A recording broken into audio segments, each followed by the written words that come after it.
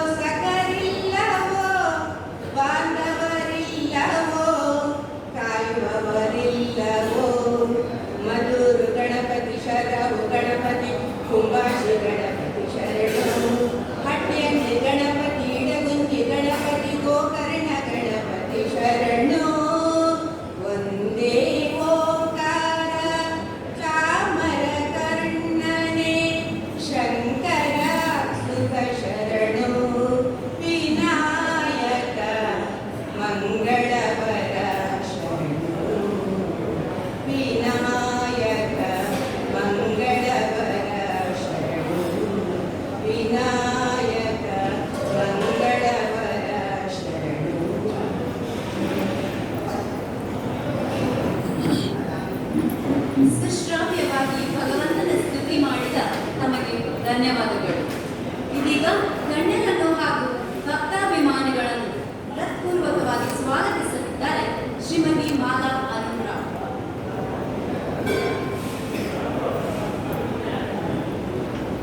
ನಮಸ್ಕಾರ.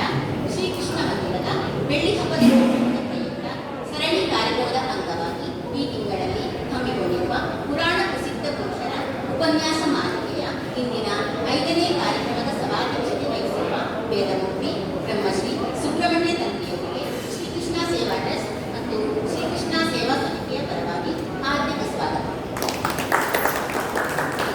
ಗೌರವಾನ್ವಿತ ಮುಖ್ಯ ಅತಿಥಿಯಾಗಿ ಆಗಮಿಸಿರುವ ಕರ್ನಾಟಕ ಕಲಾಶ್ರೀ ವಿದೂಷಿ ಶ್ರೀಮತಿ ಕಮಲಾದತ್ತ ಅವರಿಗೆ ಪ್ರೀತಿಯ ಸ್ವಾಗತ.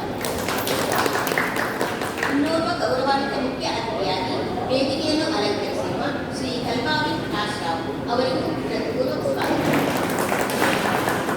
ನಾವೆಲ್ಲ ಕಾರಣದಿಂದ ಕಾಯುತ್ತಿರುವ ದ್ರೌಪದಿಯ ಕುರಿತು ಉಪನ್ಯಾಸ ನೀಡಲಿರುವ ವೈದಿಕ ವಿದ್ವಾಂಸರು ವಾಗ್ಮಿ ವೇದಮೂರ್ತಿ ವಾದಿರಾಜ ಉಪಾಧ್ಯಾಯ ಕೊಲೆತಾಳು ಅವರಿಗೂ ಮನಪೂರ್ವಕ ಸ್ವಾಗತ.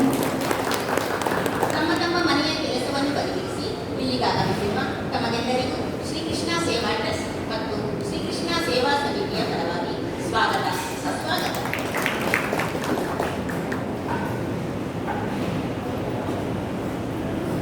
ಇದೀಗ ವೇದಿಕೆಯಲ್ಲಿರುವ ಗಣ್ಯರ ಪರಿಚಯ ಹಾಗೂ ಗೌರವ. ಮುಖ್ಯ ಅತಿಥಿಯಾಗಿ ವೇದಿಕೆಯನ್ನು ಅಲಂಕರಿಸಿರುವ ನಮ್ಮವರೇ ಆದ ಉದ್ಯಮಿ ಗೌರವಾನ್ವಿತ ಶ್ರೀ ಕಲ್ಪಾವಿ ಪ್ರಕಾಶ್ ರಾವ್ ಅವರ ಪರಿಚಯ ಹೀಗಿದೆ. ಪ್ರಕಾಶ್ ರಾವ್ ಕಲ್ಪಾವಿ ಅವರು MIT ಮಣಿಪಾಲ್ ಕಾಲೇಜಿನ ಮೆಕ್ಯಾನಿಕಲ್ ಇಂಜಿನಿಯರಿಂಗ್ ಪದವೀಧರರು. ಇವರು 1987ರಲ್ಲಿ ಕಲ್ಪಾವಿ ಕ್ಯಾಶಸ್ ಎಂಬ ಗೋಡಂಬಿ ಸಂಸ್ಕರಣ ಘಟಕವನ್ನು ಮಂಗಳೂರಿನಲ್ಲಿ ಸ್ಥಾಪಿಸಿ ಪ್ರಸ್ತುತ ಅದು 4 ಯೂನಿಟ್ಗಳನ್ನು ಹೊಂದಿದ್ದು ಮಿಸಸ್ ಕಲ್ಪಾವಿ ಫುಡ್ಸ್ ಪ್ರೈವೇಟ್ ಲಿಮಿಟೆಡ್ ಎಂದು ನಾಮಾಂಕಿತಗೊಂಡಿದೆ. ಇದರಲ್ಲಿ ಸುಮಾರು 300 ಉದ್ಯೋಗಿಗಳಿದ್ದಾರೆ. ಅದರಲ್ಲಿ 95% ಮಹಿಳೆಯರು ಎಂಬುದು ಗಮನಾರ್ಹ. ಇಂದು ಕಲ್ಪಾವಿ ಕ್ಯಾಶಸ್ ಮುಂಚೂಣಿಯಲ್ಲಿದ್ದು ಅದರ ಕಂಪು ಎಲ್ಲೆಡೆ ಪಸರಿಸಿದೆ. ಶ್ರೀಕೃಷ್ಣ ಮಂದಿರದಲ್ಲೂ ಅದೇ ಉತ್ಪಾದನೆಯನ್ನು ಬಳಸುತ್ತಿದ್ದೇವೆ ಎನ್ನುವುದು ನಮ್ಮ ಮೆಚ್ಚುಗಾರಿಕೆ. ಚಿಲ್ಲರೆ ಕ್ಷೇತ್ರದಲ್ಲಿ ಒಂದು ಪ್ರಮುಖ ಬ್ರ್ಯಾಂಡ್ ಆಗಿದೆ ಹಾಗೂ ಅದು ಅಮೆಜಾನ್, ಫ್ಲಿಪ್ಕಾರ್ಟ್ನಲ್ಲಿ ಸೂಕ್ತ ಬೆಲೆಯಲ್ಲಿ ಲಭಿಸುತ್ತಿದೆ. ಶ್ರೀ ಕಲ್ಪಾವಿ ಪ್ರಕಾಶ್ ರಾವ್ ಅವರು ಕರ್ನಾಟಕ ಕ್ಯಾಶ್ಯೂ ಮ್ಯಾನುಫ್ಯಾಕ್ಚರ್ ಅಸೋಸಿಯೇಷನ್ ಅಲ್ಲಿ ಸುಮಾರು 12 ವರ್ಷಗಳ ಕಾಲ ನಿಕಟವಾಗಿ ಕೆಲಸ ಮಾಡಿದ್ದಾರೆ. 2003ರಿಂದ 2007ರವರೆಗೆ ಈ ಸಂಸ್ಥೆಯಲ್ಲಿ ಅಧ್ಯಕ್ಷರಾಗಿದ್ದಾರೆ. ಸ್ಮಾಲ್ ಇಂಡಸ್ಟ್ರೀಸ್ ಅಸೋಸಿಯೇಷನ್ ಮತ್ತು ಕೆನರಾ ಚೇಂಬರ್ ಆಫ್ ಕಾಮರ್ಸ್ ಹಾಗೂ ಇಂಡಸ್ಟ್ರೀಸ್ನ ಪ್ರತಿಷ್ಠಿತ ವ್ಯಾಪಾರ ಸಂಘಗಳಲ್ಲಿ ಸಕ್ರಿಯವಾಗಿ ತೊಡಗಿಸಿಕೊಂಡಿದ್ದಾರೆ. 2001 ಅವಧಿಯಲ್ಲಿ ಅದರ ಗೌರವ ಕಾರ್ಯದರ್ಶಿಯಾಗಿದ್ದರು. 3 ವರ್ಷಗಳ ಕಾಲ ಕರ್ನಾಟಕ ಗೋಡಂಬಿ ಅಭಿವೃದ್ಧಿ ಮಂಡಳಿಯ ನಿರ್ದೇಶಕರಾಗಿದ್ದರು. ಶ್ರೀಯುತರು ಕರ್ನಾಟಕಕ್ಕೆ ಗೋಡಂಬಿ ನೀತಿ ಎಂಬ ಲೇಖನವನ್ನು ಬರೆದಿರುತ್ತಾರೆ.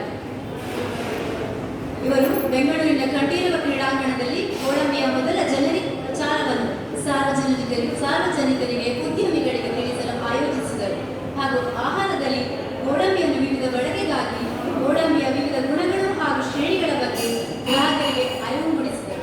ಅವರು ರಾಷ್ಟ್ರೀಯ ಕೃಷಿ ವಿನೂತನ ಯೋಜನೆಯಡಿಯಲ್ಲಿ ಕೊಲ್ಲಂನ ಸಿಪಿಸಿ ಪ್ರಯೋಗಾಲಯದಿಂದ ಕಾರ್ಯಗತಗೊಳಿಸಿದ ಗೋಡಂಬಿ ಉದ್ಯಮದ ಮೊದಲ ಯೋಜನೆಗೆ ಸಲಹೆಗಾರರಾಗಿ ಉದ್ಯಮದ ಪ್ರತಿನಿಧಿಯೂ ಆಗಿದ್ದರು. ಅವರು ಭಾರತೀಯ ಗೋಡಂಬಿ ಉದ್ಯಮಗಳ ಒಕ್ಕೂಟದ ಉಪಾಧ್ಯಕ್ಷರಾಗಿದ್ದರು. 2020ರಲ್ಲಿ ಅವರು ಸಿಐಐ ಮಂಗಳೂರು ಜಿಲ್ಲೆಯ ಸ್ಥಾಪಕ ಅಧ್ಯಕ್ಷರಾಗಿದ್ದರು. ಪ್ರಸ್ತುತ ಕೃಷಿ ಮತ್ತು ಆಹಾರ ಸಂಸ್ಕರಣೆಯಲ್ಲಿ ರಾಜ್ಯ ಕೌನ್ಸಿಲ್ ಸಮಿತಿ ಸಂಚಾಲಕರಾಗಿದ್ದಾರೆ. ಇವರು ಸಾಮಾಜಿಕ ವಲಯದಲ್ಲೂ ಸಕ್ರಿಯರಾಗಿದ್ದಾರೆ. ರೋಟರಿ ಕ್ಲಬ್ ಮಂಗಳೂರಿನ ನಿಕಟಪೂರ್ವ ಅಧ್ಯಕ್ಷರು ಆಗಿದ್ದರು. ಇವರ ಬಗ್ಗೆ ಒಂದು ವಿಷಯ ತಿಳಿಸಲು ತುಂಬಾ ಹೆಮ್ಮೆ ಅನಿಸುತ್ತಿದೆ. ಸೇವಾ ಕ್ಷೇತ್ರದಲ್ಲಿ ಇವರು ಮಾಡಿದ ಸಾಧನೆಗೆ 25ಕ್ಕಿಂತಲೂ ಅಧಿಕ ವಿವಿಧ ಜಿಲ್ಲಾ ಪ್ರಶಸ್ತಿಗಳನ್ನು ಪಡೆದಿದ್ದಾರೆ. ಇದು ಒಂದು ಅಜೇಯ ದಾಖಲೆ ಆಗಿದೆ. ಹಲವಾರು ಗ್ರಾಮೀಣ ಶಾಲೆಗಳ ಸಕ್ರಿಯ ಟ್ರಸ್ಟಿ ಆಗಿದ್ದು ಭಾರತೀಯ ವಿದ್ಯಾ ಭವನದ ಕಾರ್ಯಕಾರಿ ಸಮಿತಿಯ ಸದಸ್ಯರಾಗಿದ್ದಾರೆ. ಶ್ರೀಕೃಷ್ಣ ಸೇವಾ ಟ್ರಸ್ಟ್ನ ಸದಸ್ಯರು, ಜನಹಿತ ಸೇವಾ ಟ್ರಸ್ಟ್ನ ಪ್ರಸ್ತುತ ಟ್ರಸ್ಟಿಯಾಗಿದ್ದಾರೆ. ಇವರನ್ನು ಸ್ವಾಗತಿಸುತ್ತಿದ್ದೇವೆ. ಇಂತಹ ಮೇರು ವ್ಯಕ್ತಿತ್ವದ ಶ್ರೀಯುತರನ್ನು ಗೌರವಿಸಬೇಕಾಗಿ ಪದಾಧಿಕಾರಿಗಳನ್ನು ವಿನಂತಿ.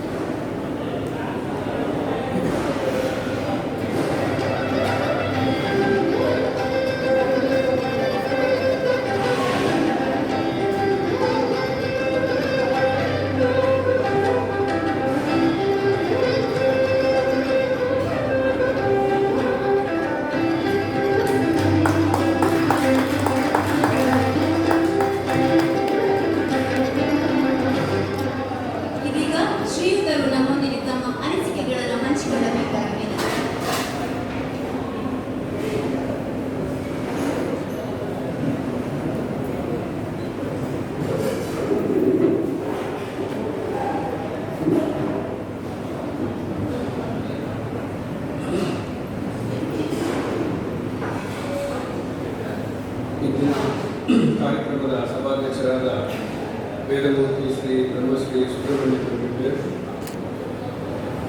ಉಪನ್ಯಾಸಕಾರರಾದ ವೇದಮೂರ್ತಿ ವಾದಿರಾಜ ಉಪಾಧ್ಯಾಯರವರೇ, ಮುಖ್ಯ ಅತಿಥಿಯಾಗಿ ಇಲ್ಲಿ ಬಂದಿರುವ ಕಲಾಶ್ರೀ ಗುರು ಶ್ರೀ ಶ್ರೀಮತಿ ಕಮಲಾಕರ್ ಅವರೇ, ಸುಮಂತರಾಯರೇ, ಕೃಷ್ಣರವರೇ, ವಿದ್ಯಾವರೇ ಹಾಗೂ ಎಲ್ಲ ಇಲ್ಲಿ ನೆರೆದಿರುವ ಭಕ್ತಾದಿಗಳು,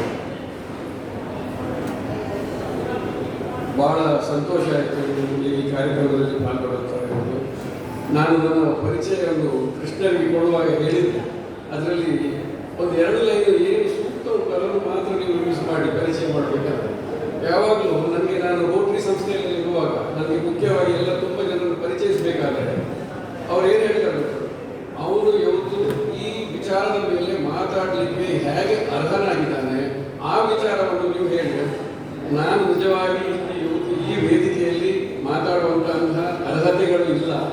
ನಾನೊಬ್ಬ ವ್ಯಾಪಾರಿ, ವ್ಯವಹಾರಸ್ಥ, ಅದರಲ್ಲಿ ನಾನು ಮಾತಾಡಬಹುದು. ಆದರೂ ಇವತ್ತು ಕೃಷ್ಣ ಇಲ್ಲಿ ಬಂದು ನೀವು ನಮ್ಮದೊಂದು ಈ ಸಭೆಯಲ್ಲಿ ಒಂದು ಅತಿಥಿಯಾಗಿ 1-2 ವಿಚಾರಗಳನ್ನು ನೀವು ಹೇಳಬೇಕಂತ ಹೇಳಿದ್ರೆ ಬಂದಿದ್ದೇನೆ. ಬಹಳ ಸಂತೋಷ. ಯಾಕಂತ ಹೇಳಿದರೆ ಇವತ್ತು ನಾವು ಈ ಬೆಳ್ಳಿ ಹಬ್ಬ ಆಚರಣೆಯಲ್ಲಿ ಇದ್ದೇವೆ. ನಾವು 1999 ಇಸ್ವಿಗೆ ಸ್ಥಾಪಿಸಲಾದ ಈ ಕೃಷ್ಣ ಸೇವಾ ಟ್ರಸ್ಟ್ ನಾನು ತುಂಬ ಹತ್ತಿರದಿಂದ ಇದರದ್ದು ಪ್ರಗತಿಯನ್ನು ನೋಡಿದ್ದೇನೆ. ಗೋಕುಲ ಸುರಿಗಿದ್ದು ಅದರ ನಂತರ ನಾವು ಇಲ್ಲಿ ಈ ಜಾಗ ಸಿಕ್ಕಿ ಇಲ್ಲಿ ದೇವಸ್ಥಾನ ಕಟ್ಟಿ ಇಲ್ಲಿ ಹೇಗೆ ಇವತ್ತು ಪ್ರತಿಯೊಬ್ಬ ಬ್ರಾಹ್ಮಣರಿಗೂ ನಮ್ಮ ಮಂಗಳೂರಿನಲ್ಲಿ ಅಂತ ಹೇಳ್ಬೋದು, ಈ ಇದಕ್ಕೆ ಪ್ರದೇಶಕ್ಕೆ ಮಾತ್ರ ಅಲ್ಲ, this is an extension of our home ಅಂತ ನಾನು ಹೇಳೋದು.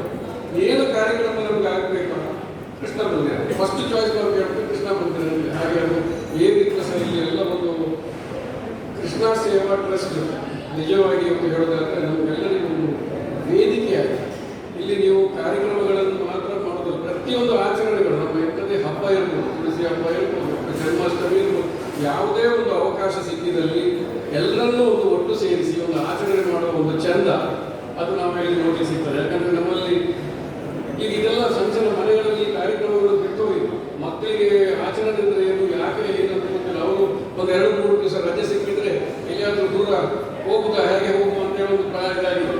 ಸೊ ಇಂಥ ಎಲ್ಲ ಒಂದು ನಿಮ್ಮ ಕೃಷ್ಣ ಸೇವಾ ಸಂಸ್ಥೆ ಇಂಥ ಕಾರ್ಯಕ್ರಮಗಳನ್ನು ಹಮ್ಮಿಕೊಂಡಿರೋದ್ರಿಂದ ಸ್ವಲ್ಪ ಮಟ್ಟಿಗೆ ನಮ್ಮನ್ನೆಲ್ಲ ಈ ಕಲ್ಚರನ್ನು ನಾವೇನು ಹೇಳ್ತೇವೆ ಅದನ್ನು ಉಳಿಸ್ಕೊಳ್ಳಿಕ್ಕೆ ಉಪಯೋಗ ಆಗ್ತದೆ. ಅದಲ್ಲದೆ ನಾನು ಈ ವ್ಯವಸ್ಥೆ ಎಷ್ಟು ಚಂದದಲ್ಲಿ ನಡೀತಾ ಇದೆ ಅಂತ ಹೇಳಿದ್ರೆ ಒಂದು ಕಂಫರ್ಟ್ ಅಂತ ಇರುತ್ತೆ ನಮ್ಗೆ ಎಲ್ಲರಿಗೂ. ಈ ಒಂದು ಕಾರ್ಯಕ್ರಮ ಮಾಡಲಾಗುತ್ತೆ, ಯಾಕೆ ಆ ಕಂಫರ್ಟ್ ಇದೆ, ಅದು ಇಲ್ಲಿರುವ ಒಗ್ಗಟ್ಟು ಮತ್ತು ಆ ಪ್ರೀತಿ, ಜನರ ಒಂದು ಒಗ್ಗಟ್ಟು ಮತ್ತು ಪ್ರೀತಿ ಅದರಲ್ಲಿ ನಡೆಸುವಂಥ ಒಂದು ಚಂದ ರೀತಿಯಲ್ಲಿ ನಡೆಸ್ತಾ ಇರುವ ಈ ಕಾರ್ಯಕ್ರಮಗಳಿಂದಾಗಿ ಇದು ಬಹಳ ಇನ್ನಷ್ಟು ಪ್ರಗತಿ ಸಾಗಿಸ್ತದೆ ಅಂತ ಹೇಳೋದ್ರಲ್ಲಿ ನಮಗೆ ಒಂದು ಸಂಶಯ ಇದೆ. ಇವತ್ತು ಈ ಬೆಳ್ಳಿ ಹಬ್ಬದ ಒಂದು ಅಂಗದ ಕಾರ್ಯಕ್ರಮವಾಗಿ ನಾವಿವತ್ತು ಈ ಉಪನ್ಯಾಸವನ್ನು ಕೇಳಲೆಲ್ಲ ಬಂದಿದ್ದೇವೆ. ನಾನು ಕೂಡ ಮಾತಾಡಲಿಕ್ಕೆ ಜಾಸ್ತಿ ಅಲ್ಲ, ಕೇಳಲಿಕ್ಕೆ ಬಂದದ್ದು. ಇದು ನಿಜವಾಗಿ ಒಂದು ಇಲ್ಲಿ ಆಗಬೇಕಾದದ್ದು ವಿಚಾರ ಯಾವ ಈ ಉಪನ್ಯಾಸಗಳಲ್ಲಿ. ಯಾಕಂತ ಹೇಳಿದರೆ ನಾನು ಸುಮ್ಮನೆ ನನಗೆ ತುಂಬ ಜ್ಞಾನ ಇಲ್ಲ ಇದರಲ್ಲಿ, ಆಧ್ಯಾತ್ಮ ಆಗೋದು, ನನ್ನ ವ್ಯಕ್ತಿ ಸ್ವಲ್ಪ ಸ್ಪಿರಿಚುವಾಲಿಟಿಯಲ್ಲಿದ್ದಾರೆ, ಅದು ಇಲ್ಲ. ಅದು ನಾನು ಆಲೋಚನೆ ಮಾಡೋದು. ಈ ಕ್ರಿಶ್ಚಿಯನ್ಸ್ ಕಮ್ಯುನಿಟಿ ಇರ್ಬೋದು, ನೋಡಿ ಇನ್ನೊಂದು ಧರ್ಮ, ಪ್ರತಿ ಆದಿತ್ಯವಾರ ಅವರು ಚರ್ಚಿಗೆ ಹೋಗಿ ಮಾಸ್ ಅಟೆಂಡ್ ಮಾಡಬೇಕು. ಅದಕ್ಕೊಂದು ವ್ಯವಸ್ಥೆ ಆಗಿ ಮೊಟ್ಟ ಒಂದು ಹಾಲ್, ಅಲ್ಲಿ ಒಂದು ಪಾರ್ಟಿಯವರು ಅವರ ಬೈಬಲ್ ಬಗ್ಗೆ, ಅವರ ಧರ್ಮದ ಬಗ್ಗೆ ಏನಾದರೂ ಒಂದು ಹೇಳಿರುವ ಅವಕಾಶ ಉಂಟು. ಅದೇ ರೀತಿ ನೀವು ಮುಸ್ಲಿಮ್ಸ್ ಅಲ್ಲಿ ಸಹ ನಿಮಗೆ ಇಮಾಮ್ ಅವರು ಪ್ರತಿ ಶುಕ್ರವಾರ ನೀವು ಕಡ್ಡಾಯವಾಗಿ ಹೋಗಬೇಕು ಅಂತ ಹೇಳ್ತಾರೆ. ನನ್ನ ಲೆಕ್ಕದಲ್ಲಿ ಒಂದು 75-80% ಮುಸಲ್ಮಾನರು ಹೋಗಿ ನಮಾಜನ್ನು ಮಾಡಿಯೇ ಮಾಡ್ತಾರೆ. ದಿವಸಕ್ಕೆ 5 ಸತಿ ಮಾಡಬೇಕು ಹೇಳಿದ್ರೆ 5 ಸತಿ ಮಾಡೋದು ಇವತ್ತಿಗೂ ತುಂಬ ಜನ ಇದೆ. ಸಣ್ಣದ್ರಿಂದಲೇ ಮದ್ರಸ ಅಂತ ಹೇಳಿ ಅವರನ್ನೆಲ್ಲ ಕಳಿಸಿ ಅವರಿಗೊಂದು ಟ್ರೈನಿಂಗ್. ನಮ್ಮ ಧರ್ಮದಲ್ಲಿ ಇದು ಕಡ್ಡಾಯವಾದದ್ದು ಇರುವುದು. ನಾವು ಸನಾತನ ಧರ್ಮದಲ್ಲಿ ನಾವು ಇಲ್ಲಿವರೆಗೆ ಬೆಳೀತಾ ಬಂದಿದ್ದೇವೆ, ಇನ್ನೂ ನಮ್ಮ ಮುಂದೆ ಹೋಗ್ತಾ ಧೈರ್ಯ ಕೂಡ ಇದೆ. ಆದರೆ it is on free will, ಯಾರ ಫೋರ್ಸ್ ಇಲ್ಲ, ಯಾರ ಇದಿಲ್ಲ. ನಾವು ನಮ್ಮ ಇಂಟ್ರೆಸ್ಟಲ್ಲಿ ನಮ್ಮ ಸಮಯ ಬಂದಾಗ ಪ್ರಾಯ ಇರ್ಬೋದು, ಯಾವುದೇ ಇರ್ಬೋದು, ಸ್ವಲ್ಪ ಮಟ್ಟಿಗೆ ನಾವು ತಿಳುವಳಿಕೆ ಮಾಡಿಕೊಂಡು ನಾವು ಈ ನಮ್ಮ ಧರ್ಮವನ್ನು ಮುಂದೆ ತಗೊಂಡು ಹೋಗ್ತಾ ಇದ್ದೇವೆ. ಆದರೆ ಈಗದ್ದು ಯುವ ಪೀಳಿಗೆಗಳಿಗೆ ತುಂಬ ನನ್ನ ಲೆಕ್ಕದಲ್ಲಿ ನಾವು ಯಾವ ರೀತಿಯಲ್ಲಿ ಈಗ ನಾವು ಮಾತಾಡ್ತಿರುವಾಗಲೂ ಕೃಷ್ಣ ಎಲ್ಲ ಹೇಳ್ತಾ ಇದ್ರು, ಅವರ ತಾಯಿ ಮುಂಚೆ ಎಲ್ಲಿ ಕರ್ಕೊಂಡು ಹೋಗುತ್ತಿದ್ರು ಮಗನನ್ನು ಕರ್ಕೊಂಡು ಹೋಗುದು.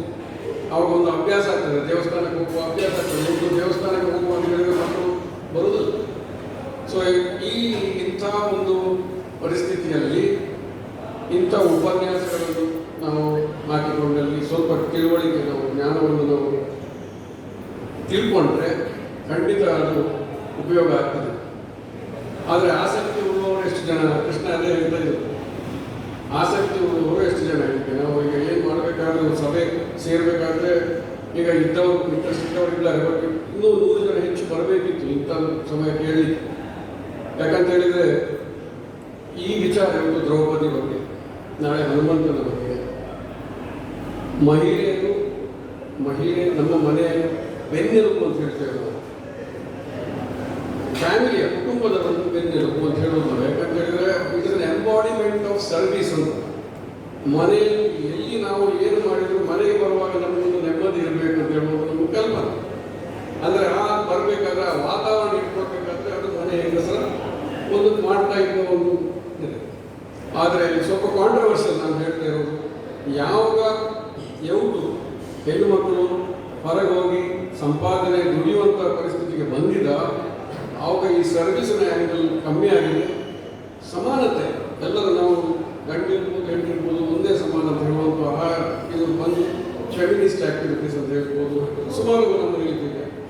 ಬಟ್ ಇದರಿಂದಾಗಿ ಇವತ್ತು ನಾವು ನೋಡ್ತಾ ಇದ್ದೇವೆ ಸಮಾಜದಲ್ಲಿ ಮದುವೆ ಆದರೆ 6 ತಿಂಗಳಲ್ಲಿ ಡೈವೋರ್ಸ್.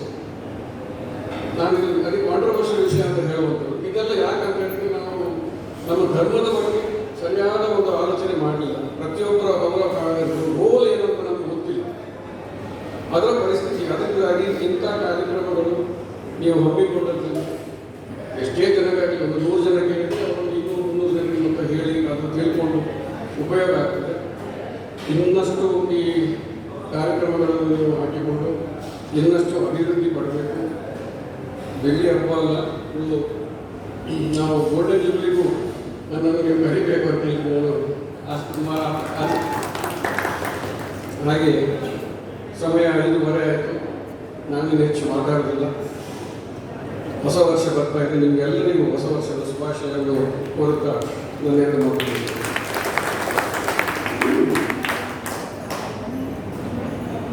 ನಮ್ಮ ಅಂತರಾಳದ ವಿಷಯಗಳನ್ನು ಚೊಕ್ಕದಾಗಿ ಸರಳವಾಗಿ ನಮ್ಮ ಸಂತೋಷವನ್ನು ನಮ್ಮೊಂದಿಗೆ ಹಂಚಿಕೊಂಡ ತಮಗೆ ಧನ್ಯವಾದಗಳು.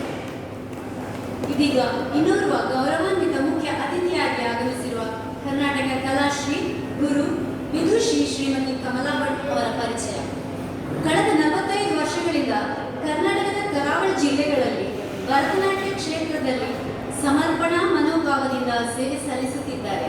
ಮಂಗಳೂರಿನ ಪೂರ್ವ ಎಂಬಲ್ಲಿ ನಾಟ್ಯಾಲಯ ನೃತ್ಯ ಸಂಸ್ಥೆ ಸ್ಥಾಪಿಸಿ ಅಸಂಖ್ಯಾತ ಶಿಷ್ಯರುಗಳನ್ನು ತಯಾರು ಮಾಡಿದ್ದಾರೆ. 100ಕ್ಕೂ ಹೆಚ್ಚಿನ ಶಿಷ್ಯರು ವಿದ್ವತ್ ಪದವಿಯನ್ನು ಪಡೆದಿರುತ್ತಾರೆ. ಈ ಸಂಸ್ಥೆಯಲ್ಲಿ ಕಲಿತ 40ಕ್ಕೂ ಹೆಚ್ಚು ವಿದ್ಯಾರ್ಥಿಗಳು ಶಿಕ್ಷಕರಾಗಿ ದೇಶ ವಿದೇಶಗಳಲ್ಲಿ ಶಿಕ್ಷಣವನ್ನು ನೀಡುತ್ತಾ ಇವರ ಜೀವನವನ್ನು ಸಾರ್ಥಕಗೊಳಿಸಿದ್ದಾರೆ. ಭರತನಾಟ್ಯ ಕ್ಷೇತ್ರದ ತಮ್ಮ ನಿರಂತರ ಸೇವೆಗಾಗಿ ಕರ್ನಾಟಕ ಸಂಗೀತ ನೃತ್ಯ ಅಕಾಡೆಮಿ ಬೆಂಗಳೂರು ಇವರು ಕರ್ನಾಟಕ ಕಲಾಶ್ರೀ ಪ್ರಶಸ್ತಿ, ದಕ್ಷಿಣ ಕನ್ನಡ ಜಿಲ್ಲಾ ರಾಜ್ಯೋತ್ಸವ ಪ್ರಶಸ್ತಿ, ಪೇಜಾವರ ಶ್ರೀಗಳಿಂದ ಶ್ರೀ ರಾಮವಿಠಲ ಪ್ರಶಸ್ತಿ, ನೃತ್ಯ ಕಲಾ ಸಿಂಧು, ಸಂಗೀತ ಸೌರಭ, ನಾಟ್ಯ ಪ್ರವೀಣೆ, ಭರತ ಪ್ರಶಸ್ತಿ, ನಾಟ್ಯ ಕಲಾನಿಧಿ ಹೀಗೆ ಇವರು ಮುಡಿಗೇರಿಸಿಕೊಂಡ ಪ್ರಶಸ್ತಿಗಳು ಅದೆಷ್ಟೋ. ಇಂತಹ ಕಲಾ ಪ್ರೌಢಿಮೆಯನ್ನು ಗೌರವಿಸಬೇಕಾಗಿ ಪದಾಧಿಕಾರಿಗಳಲ್ಲಿ ವಿನಂತಿ.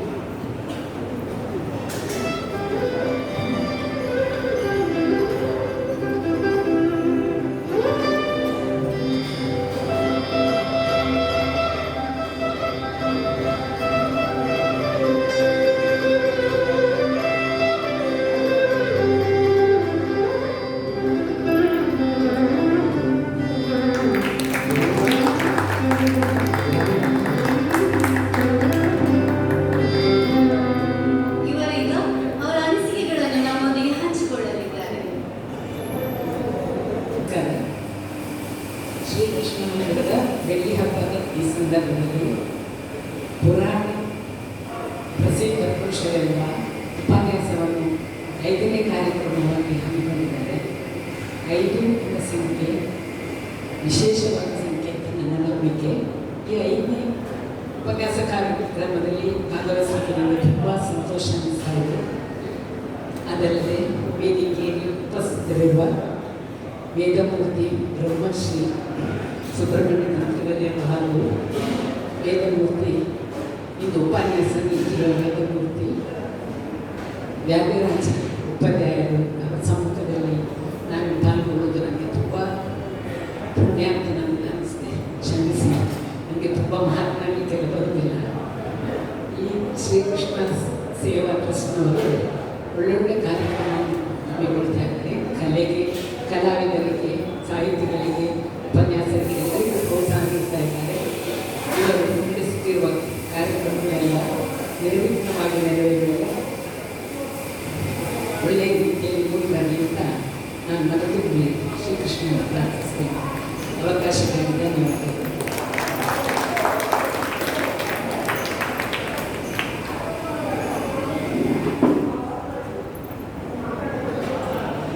ನಿಮ್ಮ ಸ್ಫೂರ್ತಿ ತುಂಬಿದ ನುಡಿಗಳಿಗೆ ನಮನಗಳು, ಧನ್ಯವಾದಗಳು. ಇಂದಿನ ಸಭಾಧ್ಯಕ್ಷರಾಗಿ ವೇದಿಕೆಗೆ ಕಳೆ ತಂದಿರುವ ವೇದಮೂರ್ತಿ ಬ್ರಹ್ಮಶ್ರೀ ಎಡಪದವು ಸುಬ್ರಹ್ಮಣ್ಯ ತಂತ್ರಿ ಅವರ ಪರಿಚಯ ಆಗಿದೆ. ಎಡಪದವು ವೇದಮೂರ್ತಿ ಬ್ರಹ್ಮಶ್ರೀ ಅನಂತ ತಂತ್ರಿಯವರ ಸುಪುತ್ರರಾದ ಇವರು ತಮ್ಮ ಪ್ರೌಢ ಶಿಕ್ಷಣವನ್ನು ಎಡಪದವಿನ ಶಾಲೆಯಲ್ಲಿ ಪಡೆದರು. ಹಿರಿಯರ ಆಶೀರ್ವಾದದಿಂದ ಸುಮಾರು 8 ವರ್ಷಗಳ ಕಾಲ ಉಡುಪಿಯ ಪೇಜಾವರ ಮಠಾಧೀಶರಾದ ಶ್ರೀ ಶ್ರೀ ವಿಶ್ವೇಶ್ವರ ತೀರ್ಥ ಶ್ರೀಪಾದಂಗಳ ಅವರಲ್ಲಿ ವೇದ ಪಠಣ ಮತ್ತು ಪೌರೋಹಿತ್ಯ ಅಧ್ಯಯನ ಮಾಡಿದರು. ಉಡುಪಿಯ ಸಂಸ್ಕೃತ ಕಾಲೇಜಿನಲ್ಲಿ ಜ್ಯೋತಿಷ್ಯ ಶಾಸ್ತ್ರವನ್ನು ಕರಗತ ಮಾಡಿಕೊಂಡರು.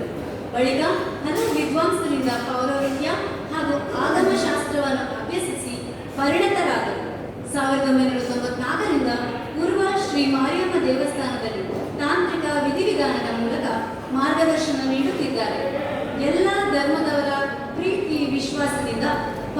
ದಾಂಪತ್ಯ ಜೀವನವನ್ನು ನಡೆಸುತ್ತಿದ್ದಾರೆ.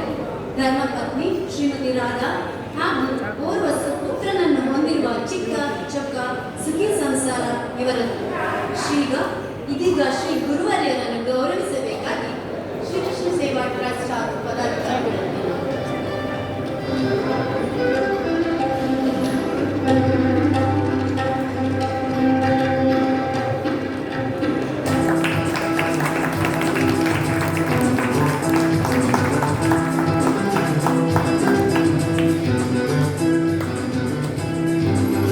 ಗುರುಗಳಿಂದ ಆಶೀರ್ವಚನ. ಹೊಸ ಹೊಸ ಅನುಭವಗಳು ಜೀವನದಲ್ಲಿ ಬರ್ತದೆ. ಅಧ್ಯಕ್ಷ ಸ್ಥಾನಕ್ಕೆ ಅದರಿಂದ ಎಲ್ಲರ ಗೊತ್ತಿಲ್ಲ ಇದರ ಮಾತಾಡಿದ್ದೇವೆ. ಅದರಿಂದ ಹೇಳಲಿಕ್ಕೆ ಏನಿಲ್ಲ. ಜೀವನ ಎನ್ನುವಂಥದ್ದು ಒಂದು ರಸ. ಅದು ಎಳಿಬೇಕು ಅಂತಾದರೆ ಜನಗಳು ಬೇಕು ನಮಗೆ. ಆ ಜನಗಳು ನಮ್ಮ ತಲೆಯಿಂದ ಕಾಲಿಂದ ಕೈರುವಂತಹ ಎಲ್ಲ ಮರಗಳು, ಎಲುಬುಗಳು, ರೋಮಕೂಪದ ತನಕ ಪ್ರತಿಯೊಂದು ಇರುವಂಥದ್ದು. ಹಾಗೆ ಸಭೆಗೆ ಸಭಾಸದರೊಂದಿಗೆ ಕೂತ್ಕೊಂಡು ಏನಾದರೂ ಹೇಳುವುದಿದ್ದರೆ ಅದು ಹೀಗೆ ಸಭಾಲಕ್ಷಣ ದೂರ ರಸ. ಹಾಗೆ ದೊಡ್ಡ ವಿದ್ವಾಂಸರಾಗಿ ಜನಮನ್ನಣೆ ಗಳಿಸಿ ಪ್ರತಿಯೊಂದು ನಾಗ ಸಂಸ್ಕಾರ ನಾಗರಾಜ ದೇವರ ಸತ್ಯನಾರಾಯಣ ಯಾವುದು ಹೇಳಿದ್ರು ಕೂಡ ವಾದಿರಾಜವರು ಹೇಳಿದ್ರೆ ಅಷ್ಟು 50 ಜನ ಸೇರ್ತಿದ್ರು. ಗೊತ್ತಿಲ್ಲ ಅಂತ ಹೀಗೆಲ್ಲ ಒಂದು ವ್ಯವಸ್ಥೆಯಲ್ಲಿ ಅದನ್ನು ಹೇಳುವಂಥ ರೀತಿಯಲ್ಲಿ ಹೇಳಿಕೊಂಡು ಜನರ ಮನಸ್ಸಿನಲ್ಲಿ ಹೋಗಿ ವಾಪಸ್ ಬರ್ತಿದ್ದರು ಹೇಳಿದ್ದಾರೆ. ಮತ್ತು ನಮಗೆಲ್ಲ ಪುರೋಹಿತದಲ್ಲಿ ವಿಧಾನದಲ್ಲಿ ಬ್ರಹ್ಮಶ್ರೀ ಇತ್ತು. ಅದೇ ರೀತಿ ನಾನಿವತ್ತು ಕೈದಿದ್ದೇನೆ ಕಮಲಮ್ಮನವರನ್ನು ಆ ಸಣ್ಣ ಮಕ್ಕಳು ಮೊದಲೊಂದು 2 ವರ್ಷ 2 ವರ್ಷ ನಂತರ ಹೋಗ್ತಾ ಇದ್ದರು ನೃತ್ಯಗಳಿಗೆ. ಆದರೆ ಈಗ ಹುಟ್ಟಿದ 10 ತಿಂಗಳಿಗೆ ನನಗೆ ಹಾಕುವಂಥ ಪರಿಸ್ಥಿತಿ ವ್ಯವಸ್ಥೆ ಉಂಟು. ಮಕ್ಕಳು ಕಲಿತಾರೆ, ವಿದ್ವಾಂಸರಾಗ್ತಾರೆ, ಪ್ರಪಂಚ ಪರಿಗಣನೆ ಮಾಡುವಷ್ಟು ಶಕ್ತಿ ಅದರಿಂದ ಬಂದಿದೆ. ಆದ್ದರಿಂದ ಅವರ ಜೀವನದ 45 ವರ್ಷದ ಒಂದು ಘಟನೆ ಕೇಳಿದರೆ ಇವತ್ತು ಅವರನ್ನು ಬ್ರಹ್ಮಶ್ರೀ ಅಂತ ಹೇಳಬೇಕು. ಯಾಕಂತ ಹೇಳಿದರೆ ಆ ಮಕ್ಕಳನ್ನು ಹೇಳಿಕೊಂಡು ಅವರಿಗೆ ಆ ಕಾಲಿನ ಹೆಜ್ಜೆಗಳನ್ನು ಬೆರ ಹಿಡಿದುಕೊಂಡು ಹೇಳಿ ಅದೇ ಇರ್ಬೋದು, ಹೀಗೆ ಇರ್ಬೋದು, ಮಾಡಬೇಕು, ಹಾಗೆ ಮಾಡಬೇಕು, ಹೀಗೆ ಮಾಡಬೇಕು, ಕುತ್ತಿಗೆ ಹಾಗೆ ಮಾಡಿ ಅದು ಟೀಚರ್ ಅವರಿಗೆ ಮಾಸ್ಟರಿಗೆ ಶಾಲೆ ಸ್ಕೂಲಲ್ಲಿ ಮಕ್ಕಳನ್ನು ಎಲಿಮೆಂಟರಿ ಸ್ಕೂಲ್ 1ನೇ ಕ್ಲಾಸಿನ ಟೀಚರ್ನ ಅದು ಎಷ್ಟು ಜವಾಬ್ದಾರಿ ಉಂಟು ಹೇಳಿದರೆ ಆ ಮಕ್ಕಳು ಹೋಗುವುದು ಅಷ್ಟು ಹಸಿವಾಗುವುದು LKG ಆಗುತ್ತೆ. ಅಂತಹ ರೀತಿಯ ಮಕ್ಕಳನ್ನು ಕೂಡ ಒಂದು ವಿಶ್ವ ಪರಿಗಣನೆ ಮಾಡುವಷ್ಟು ಶಕ್ತಿ ಅವರಿಗೆ ತುಂಬಿಸಿಕೊಟ್ಟಂತಹ ಕಮಲಮ್ಮನು ಕೂಡ ನಮ್ಮಾಗಿ ಬ್ರಹ್ಮಶ್ರೀ ಅಂತ ಹೇಳ್ಬೋದು. ಮತ್ತು ಕಲ್ವಾರಿ ನನ್ನ ಅಪ್ಪನ ಕಾಲದಲ್ಲಿ ಕೂಡ ನಮಗೆ ಸ್ವಲ್ಪ ಪರಿಚಯ ಇತ್ತು. ಅಂತೂ 95 ಕಷ್ಟ ಕಾಲದಲ್ಲಿ ನಾವು ಹೇಳಿದಾಗ ಬ್ರಹ್ಮ ಕಲಶ ಮಾಡಿ ನಮ್ಮ ಎಡವರು ಅದೇ ಹಳ್ಳಿ ಎಲ್ಲ ಎಲ್ಲರ ಚೀಲವು ಕೂಡ ತೂತಿದ್ದಾರೆ. ನಮ್ಮದು ತೂತಿರ್ತಾರೆ ಅಷ್ಟೇ. 40 ವರ್ಷದ ಹಿಂದಿನ ಕಥೆ ಹೇಳಿ ನಾವೇ ಕಲ್ವಾರಿ ಕಟ್ಟಡ ಸ್ವಲ್ಪ ಏಲಕ್ಕೆ ತೋರಿಸಿದ್ದು ಕೇಳಲಿಕ್ಕೆ ಹೋದೆ. ಕೆಳಗೆ ಬರುವಾಗ ಕೆಳಗಿದ್ದು ಏನು ತಂದಿದ್ದಾರೆ ಅಂದರು. ನೀವು ದಿವಸ ಕೊಟ್ಟು ಬಂದೆ ಅಂತ ಹೇಳ್ಕೊಂಡು ಒಂದು ಪ್ರವಚನ ಮಾಡಿಕೊಂಡು ಬ್ರಾಹ್ಮಣ ಕಲಶದ್ದು ಮಾಡಿದ್ದೇವೆ ಅಷ್ಟೇ ಹೇಳಿದ್ದಷ್ಟೇ. ನನ್ನ ಲೆಕ್ಕದಲ್ಲಿ ಒಂದು ಬಿಟ್ಟಲಕ್ಕೆ ಇಟ್ಕೊಂಡು ಯಾವಾಗ ಹೀಗಾಗಿ ನನಗೆ ಆ ದಿವಸ ಇವತ್ತು ರೋಮಾಂಚ. ಆ ದಿವಸದ ಕಾಲದ ಘಟ್ಟದ ಒಂದು ಪರಿಸ್ಥಿತಿ ದೇವರ ಇಚ್ಛೆಯನ್ನು ಮನಸ್ಸುಕೊಳ್ಬೇಕಲ್ಲ. ಆದ್ದರಿಂದ ಇಂಥ ಒಂದು ಶಕ್ತಿ ಅವರನ್ನು ಕೂಡ ನಮ್ಮ ದೊಡ್ಡ ಸ್ಥಾನದಲ್ಲಿ ನೆನೆಸಬಹುದು. ಮತ್ತು ಅವರ ಪುತ್ರರಾಗಿ ನಮ್ಮೊಟ್ಟಿಗೆ ಅದು ಮಾತಾಡಿಸಿದ್ದರು. ಇದೇ ಪರಿಚಯ ನೋಡಿದ್ದು ಸಣ್ಣದಿಲ್ಲ, ಆದರೆ ತುಂಬ ವರ್ಷ ನಂತರ ಇವತ್ತು ನೋಡುವುದು. ಹಾಗೆ ಅದೊಂದು ಅವಕಾಶ ನನಗೆ. ಮತ್ತು ನಾವೆಲ್ಲ ನೋಡ್ತಾ ಇದ್ದೀವಿ ಸ್ವಲ್ಪ ಇಲ್ಲಿ ಕಾರ್ಯಕ್ರಮದಲ್ಲಿ ಬರ್ತೇವೆ ಅಂದು ಒಂದು ಧರ್ಮ ಕೆಲಸಕ್ಕೆ ಏನೆಲ್ಲ ಜಾಗ ನಮಗೆ ಇಲ್ಲದ್ರೆ ಎಲ್ಲಿಯೋ ಹೋಗಿ ಏನೋ ಮಾಡಿಕೊಂಡು ಅವರು ಮಾಡಿದ್ದನ್ನು ಓಡಿಕೊಂಡು ಬರೋದಕ್ಕಿಂತ ಸಂಸ್ಕಾರಯುತವಾದ ವ್ಯವಸ್ಥೆಗಳು ಬೇಕು. ಒಂದು ಆತ್ಮಕ್ಕೆ ಸತ್ತ ಆತ್ಮ ಸ್ವರ್ಗಕ್ಕೆ ಹೋಗಬೇಕು ಅಂತಾದರೆ ಒಂದು ವೈಕುಂಠದ ದಾರಿ ಬೇಕು. ಆ ದಾರಿಯನ್ನು ಕೃಷ್ಣ ಮಂದಿರ ಇವತ್ತು ಮೊದಲಾಗಿ ಅದೇ ಉದ್ದೇಶಕ್ಕೆ ಅಂತ ಸ್ಥಾಪನೆ ಆಗುತ್ತೆ. ನನಗೆ ತಿಳುವಳಿಕೆ ಆ ಕಾಲದಲ್ಲಿದ್ದಂಥ ಮನಸ್ಸಿಕೊಂಡು ಬ್ರಾಹ್ಮಣ ಸಮಾಜಕ್ಕೆ ಒಂದು ಒಳ್ಳೆಯ ವ್ಯವಸ್ಥೆ ಬೇಕು. ಏನೋ ಇಲ್ಲ ಆಗಬಾರ್ದು, ಮಾಡದೆ ಎಲ್ಲಿಯೋ ಹೊಡೆಯುವುದು ಅವರು ಹೇಳಿ ಹಾಗೆ ಮಾಡಿಕೊಂಡು ಏನೋ ಪುನಃ ವಾಪಸ್ ಬರೋ ಶುದ್ಧದಲ್ಲಿ ಮನೆ ತನಕ ಬರಲಿಕ್ಕಿಲ್ಲ. ಹೋಟೆಲ್ ತಿಂದು ಬರಬೇಕಾಗ್ತದೆ, ದೂರ ಹೋಗುವಂಥ ಕಾಲ ಇತ್ತು. ಆ ಕಾಲದಲ್ಲಿ ಕಷ್ಟ ಕಾಲ ವ್ಯವಸ್ಥೆ ಆಯಿತು. ಅತಿ ದೊಡ್ಡ ಕಲ್ಯಾಣ ಮಂಟಪದ ವ್ಯವಸ್ಥೆ ಆಯಿತು. ಬೇಕು ಸಮಾಜಕ್ಕೆ ಮಾರ್ಗದರ್ಶನ ಬೇಕು. ಕ್ಷೇತ್ರದಲ್ಲೆಲ್ಲ ಪ್ರಯತ್ನ ಆಗಬಾರ್ದು ಅನಿವಾರ್ಯ ಸಂಖ್ಯೆ ಇದ್ದುಂಟಾಗಿದೆ. ಆ ರೀತಿಯಾಗಿ ಒಂದು ಒಟ್ಟು ಮಾಡಿಕೊಳ್ಳುವಂಥ ಸಂಸ್ಥೆಯ ಗೋಪುರದಲ್ಲಿ ಮುಗಿಸೋದಿಲ್ಲ. ಎಲ್ಲ ಮುಗಿಸಿದ್ದಾಗಿದೆ. ಹಾಗೆ ಕೃಷ್ಣ ಮಂದಿರದಲ್ಲಿ ಕೂಡ 2-3 ಕಾರ್ಯಕ್ರಮ ಮಿನಿಮಮ್. ಯಾಕಂತ ಕೇಳಿದರೆ ದೊಡ್ಡ ಸಿಗಲ್ಲ, ಆ ಸಾಧನೆ ಮಾಡಿಕೊಂಡು ಬೆನ್ನೆಟ್ಟುಕೊಂಡಂಥ ವ್ಯವಸ್ಥೆಗಳಲ್ಲಿ ಮಾಡುವಂಥ ವ್ಯವಸ್ಥಾಪಕರ ಭಾವನೆಗಳು ಅದು ಯಾರಿಗೂ ಏನೆಲ್ಲ ಬೇಕು ಅಂತ ಎಲ್ಲರಿಗೂ ಬೇಕಾಗ್ತದೆ. ಅಲ್ಲಿ ವಾಕ್ಯದ ಸ್ವೀಟ್ಗಳನ್ನು ಅವರಿಗೆ ಬೇಕು, ಇವರಿಗೆ ಬೇಕು, ಅದಕ್ಕೊಂದು 4 ಜನ ಇದೆ ಪರಿಸ್ಥಿತಿ ಮಾಡಿಕೊಂಡು ವ್ಯವಸ್ಥೆಗಳು ನಿಜವಾಗಿ ದೊಡ್ಡ ಸಾಧನೆ. ಆ ಸಾಧನೆ ಕೃಷ್ಣ ಮಂದಿರ ನಡೀತಿದೆ ಅಂತ ಸಂತೋಷ. ನಾನು ಕಾರ್ಯಕ್ರಮಗಳು ನಮ್ಮ ಸಂಬಂಧಿಕರನ್ನು ಕಾರ್ಯಕ್ರಮ ಇಲ್ಲಿ ಮಾಡಿದ್ದೀನಿ, ಎಲ್ಲ ಸಂತೋಷ ಆಗಿದೆ. ಅಂತ ಒಂದು ವ್ಯವಸ್ಥೆ ಇಲ್ಲಿ ನಡೀತಾ ಒಂದು 25ನೇ ವರ್ಷ ಆಗಿದೆ. ಶತಮಾನ ಪಡೆಯಂತೆ ನಡೀಲಿ ಕ್ಷೇತ್ರ.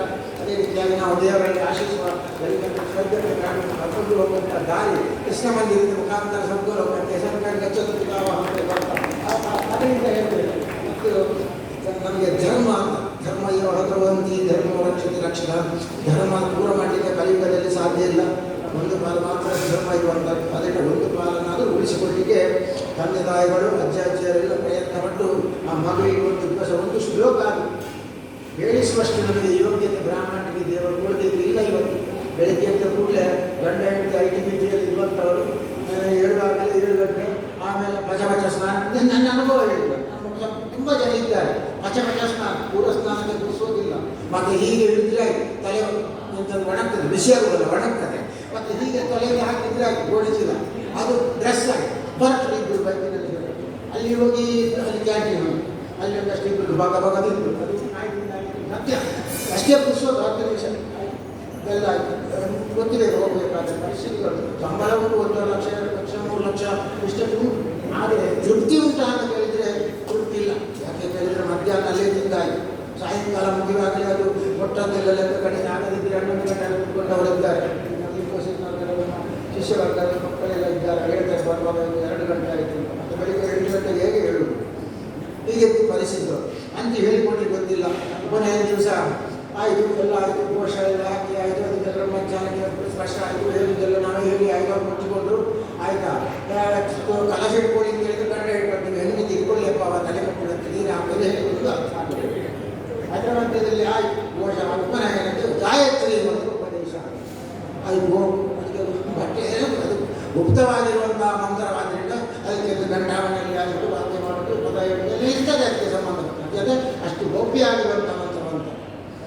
ಆಯಿತು ಹೇಳಿಕೊಡಿ ಮಂತ್ರ ಶುರು ಮಾಡ್ತಾರೆ. ವಿಶ್ವಾಮಿತ್ರ ಋಷಿ ಹೇಳಿಸೋ ಅದು ಪೂರ ಇಲ್ಲೇ ಬಂದೆ ಕೊಡುತ್ತೆ ಅಂದರೆ ಇಲ್ಲೇ ಬಂದೆ ಅದು ಹೆಚ್ಚಿನ ಅಪಾಯಮಾನ ಎಂತ ಹೇಳೋದು ಗೊತ್ತಿಲ್ಲ. ಅಲ್ಲೇ ಹೇಳಿದ್ರೆ ಮಕ್ಕಳಿಗೆ ಹೇಳಿಕೊಡೋದು ಅದು ಕಟ್ ಮಾಡೋದು ಎಲ್ಲಿಯೇ ಕಟ್ ಆಗ್ತದೆ, ಅರ್ಥ ಆಗ್ತದೆ. ಕಟ್ ಮಾಡಿದ್ರೆ ಏನಾಗ್ತದೆ ಗೊತ್ತಿಲ್ಲ, ಕೈ ಕಟ್ ಆಗ್ತದೆ. ಪದಾರ್ಥ ಕಟ್ಟಿ ಮಾಡಬೇಕು, ಕತ್ತಿ ಸುಳ್ಳಿನ ಮಾಡ್ತದೆ. ಹಾಗೆ ವೇದ ಮಂತ್ರಗಳು ಕೂಡ ಅಪಭ್ರಂಶವಾದರೆ ಅದರಿಂದ ಇನ್ನಷ್ಟು ಶಾಪಗಳು ಕೊಟ್ಟರೆ ಪುಣ್ಯ ಆಗ್ತದೆ. ಇದು ಯಾಕೆ ಅವರ ತಂದೆ ತಾಯಿ ದೋಷ ಹೇಳಿದ್ರಲ್ಲ, ನಮಗೆ ಅಹಂಕಾರಗಳು ಹೆಚ್ಚಾಗಿ ಒಂದು ಮನೆಯಲ್ಲಿ ಹೇಳಿಕೊಂಡು ಸಂಸ್ಕಾರ ಯಾರಿಗೂ ಬೇಡ, ಮಕ್ಕಳಿಗೆ ಹೇಳಿಕೊಂಡು ಬೇಡ. ಬೆಳಿಗ್ಗೆ 6 ಗಂಟೆಗೆ ಬಿಸಿ 6:30ಗೆ ತಿನ್ನಿಸಿ 7 ಗಂಟೆಗೆ ರಿಕ್ಷಾಕ್ಕೆ ದೂಡು ಆ ಮಕ್ಕಳು ಹೋಗಿ ನಿದ್ದೆ ಮಾಡಿಕೊಂಡು 6 ಗಂಟೆಗೆ ಕೂತ್ಕೊಂಡು ಅಲ್ಲಿ ಹೋಗಿ ಬಡಗಡೆಯಿದ್ದಾರೆ. ಮತ್ತೆ ಶಾಲೆಗೆ ಕೊಟ್ಟು ಅಲ್ಲಿ ವಾಪಸ್ ಬಂದ ಕೂಡ ಇನ್ನೊಂದು ಟೀಚರ್ ಬರ್ತಾರೆ. ಟೀಚರ್ ಬರುವುದಲ್ಲ, ಆ ಮಕ್ಕಳಿಗೆ ಟೀಚರ್ ಶಾಲೆಯಲ್ಲಿ ಕಲೆಗಿಲ್ವಾ ಮತ್ತು ಈ ಟೀಚರ್ ಇಲ್ವಾ ಅಲ್ಲಿ ಹೇಳಿಕೊಡ್ತಾರೆ. ಆದರೆ ಅಲ್ಲಿ ಹೇಳುವಷ್ಟು ಅವರಿಗೆ ಮಾನಸಿಕವಾಗಿ ತುಂಬಿಸಿದ್ದು ಹೆಚ್ಚ, ಅದು ಕಷ್ಟ ಉಳಿತದೆ. ಅದೇ ಪರಿಸ್ಥಿತಿ ಬಂದು 7 ಗಂಟೆ ಕೂತ್ಕೊಂಡು ಮಕ್ಕಳು ಬಂದರೆ ಆಮೇಲೆ ಅಪ್ಪ ಅಮ್ಮ ಟಿವಿ ಮೊಬೈಲ್ ನೋಡಿದ್ದಾರೆ, ಬಂದದ್ದು ಉಳಿತದೆ. ಅದು ಲೈಟ್ ಅದೆಲ್ಲ ನೋಡಿಕೊಂಡು ಆ ಮಕ್ಕಳಿಗೆ ಏನು ಹೇಳ್ತಾರೆ, ತಟ್ಟು ಕೊಟ್ಟಿದ್ದು ಊಟ ಮಾಡೋದು, ತಿನ್ನಿ ತುಂಬಿಸಬಹುದು. ನನ್ನ ಮಕ್ಕಳಿಗೆ ಕೂಡ ತುಂಬಿಸಿದ್ದು ಕುಸೋದಿಲ್ಲ. ಬೆಳಿಗ್ಗೆ ಓಡಲಿಕ್ಕೆ ಆಫೀಸಿಗೆ ಹೋಗಬೇಕು ಇಂಥ ಪರಿಸ್ಥಿತಿಗಳಲ್ಲಿ ನಾವು ಇದ್ದೇವೆ. ಮತ್ತು ಏನು ಮಕ್ಕಳಿಗೆ ಹೇಳಿಕೊಡ್ತೀವಿ, ಏನು ಸಂಸ್ಕಾರ ಮಾಡಲಿಕ್ಕೆ ಸಾಧ್ಯ? ಉಪನಯನ ಮಕ್ಕಳು ಇಲ್ಲಿ ಬಂದೆ ವರ್ಷ ರಜೆ ಸಿಕ್ಕನಾಗ ಬರ್ಬೇಕು ಬೋಳಿ ಮಗ ಯಾಕೆ ಸತ್ಯ ನಾನು ಕೇಳಿದ ಹಾಗೆ ಯಾಕೆ ಉಪನಯನ ಮಾಡಬೇಕು? ಒಂದು 12 ವರ್ಷದ ಕಾಯಬಾರ್ದು. ಗರ್ಭಾಷ್ಟರಾಗೋದು ಜನ್ಮಾಷ್ಟರ 8 ವರ್ಷ 7 ವರ್ಷ ಆಗಬೇಕು ಅಂತ ಹೇಳ್ತಾರೆ. ವೇಳೆಗೆ ಮೇಲೆ ಜಪ ಕೊಟ್ಟಿದ್ದಾಗುತ್ತೆ. ಯಾಕೆ ಇರ್ಬೋದು? ನಾನು 14 ವರ್ಷ ಆಗಿಲ್ಲ ನಾನು ಹಾಗೆ ಇರ್ತೇನೆ, ಬೈತೇನೆ ಸತ್ಯ. ಸುಬ್ರಹ್ಮಣ್ಯದ ಸ್ವಲ್ಪ ಹೀಗೆ ಬೈದು ಅಭ್ಯಾಸ ಸರಿ ಆಗಲಿ, ತಪ್ಪು ಮಾಡ್ತೀನಿ ಬೈತೀನಿ, ಯಾರು ಅದನ್ನು ಬೈತೀನಿ. ಆದ್ದರಿಂದ ಕೆಲವು ಅಭ್ಯಾಸ ನಮಗೆ ಹಿಡ್ಕೊಂಡಾಗಿ ಬಿಡ್ಲಿಕ್ಕೆ ಆಗುದು, ನಮ್ಮ ತಪ್ಪನ್ನು ನೋಡ್ಲಿಕ್ಕೆ ಆಗುದು. ಅದರಿಂದ ಇದು ತಮಾಷೆ ಲೋಕ ಜೀವನ. ಆದರೂ ಕೂಡ ಭಗವಂತನಲ್ಲಿ ವಿಷ್ಣು ಸಹಸ್ರವನ್ನು ಹೇಳ್ತಾರೆ. ಪ್ರಪಂಚದಲ್ಲಿ ವಿಷ್ಣು ಅಂತ ವಿಷ್ಣು ಆಯುತಿ ಶಬ್ದ. ಆ ವಿಷ್ಣು ಮಲಗಿದ್ದು ಕ್ಷೀರಸಾಗರ ಮಧ್ಯದಲ್ಲಿ ನಾಗರಿಗೆ ಭೂಮಿ ಅಂತ. ಅದೇ ರೀತಿಯಲ್ಲಿ ಕ್ಷೀರಸಾಗರಕ್ಕೆ ಶಾಂತ ಇರುವಂಥ ಒಂದು ಜಾಗ.